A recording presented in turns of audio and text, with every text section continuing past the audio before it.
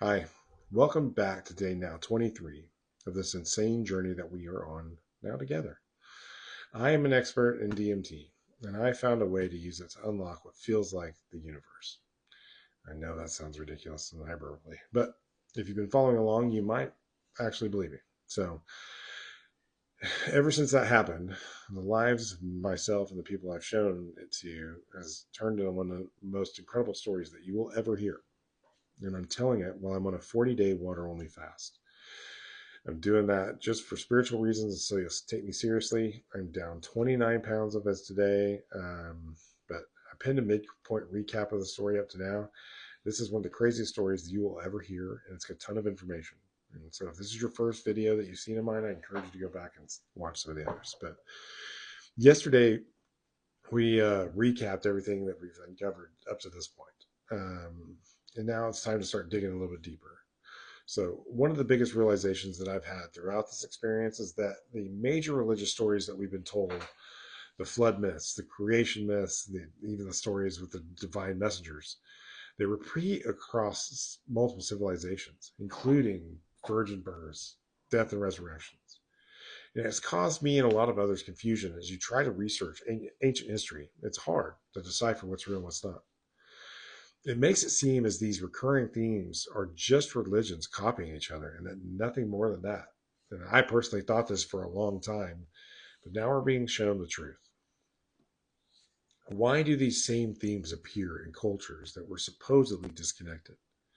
How did civilizations on opposite sides of the world tell nearly identical stories?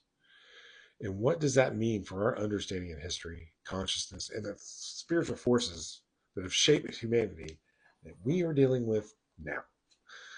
It all starts in the beginning, well, this beginning, in Samaria. So, the Great Flood, the Tower of Babel stories, that's where it all begins. They originate in Mesopotamia, and particularly in the Epic of Gilgamesh. It contains one of the earliest recorded versions of a catastrophic flood and the division of humanity. The division of humanity. There is a deeper part of that story, but we'll still save that one for a later video. But as people spread throughout the world, from that nexus point, those stories traveled with them, and those stories adapted to the cultures and environments they encountered. So over time, the core themes of divine intervention, destruction, all rebirth, all of that, the dangers of human arrogance, it continues to repeat itself in nearly every civilization's mythology, including the Bible. It's Genesis, Hindus' flood myths, Nuwa, like in China. The idea that human minds are naturally drawn to the same fundamental stories is a core principle of this reality. And even Carl Jung's theory of the collective unconsciousness, there was a shared reservoir of memory and symbols and archetypes, these figures that appear throughout human history. It's not that they were copied, is it that they were actually happening. I know that's insane for a lot of people to hear. But even Jordan Peterson, who's a well-known psychologist and philosopher now, has built on Jung's work. He argues that these stories resonate because they reflect deep psychological structures embedded in all human beings. It's in our DNA. But to do that, they have to resonate with the culture in which these similar stories have all pointed towards the same direction. They are all pointing in the right direction. They're just skewed to that culture and the area that they're in. We are talking all about the same things.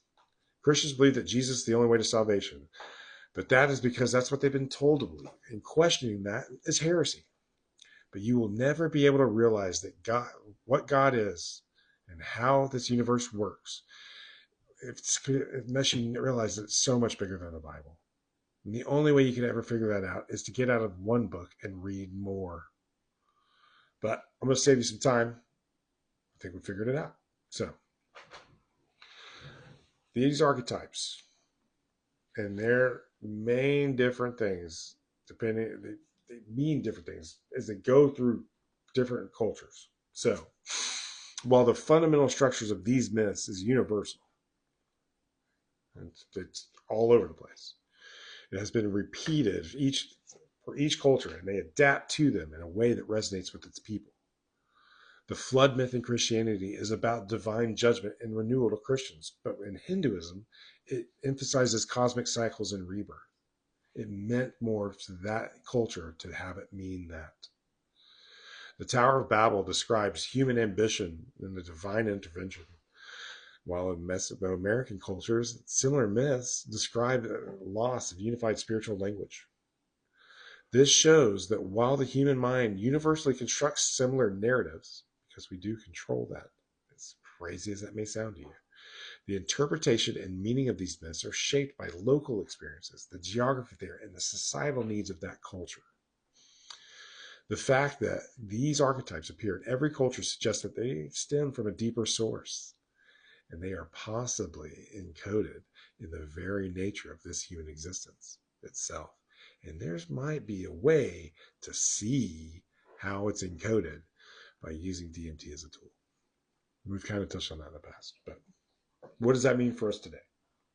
So, the deeper we go, the more obvious it becomes. The world's religions are puzzle pieces to a much bigger picture.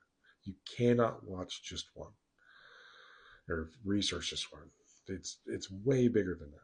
These universal stories are not random coincidences, but they're reflections of the shared consciousness, a deep-rooted instinct to explain our existence through archetypes that will help guide us through life's challenges. There's not a universal message. It's different perspectives. We truly feel like we have been shown exactly how this existence works, and we did it in the most incredible way possible. But has anyone in the past been able to figure out the truth before? When I started looking at that aspect, I was surprised that a group actually had. But they were keeping the information secret. And you'll understand why when I'll tell you the story. But the reason I think they actually knew the answer is mind-blowing. And if I'm right, it would change the entire history of Christianity. So, come find me tomorrow. I'll tell you about it. See you then.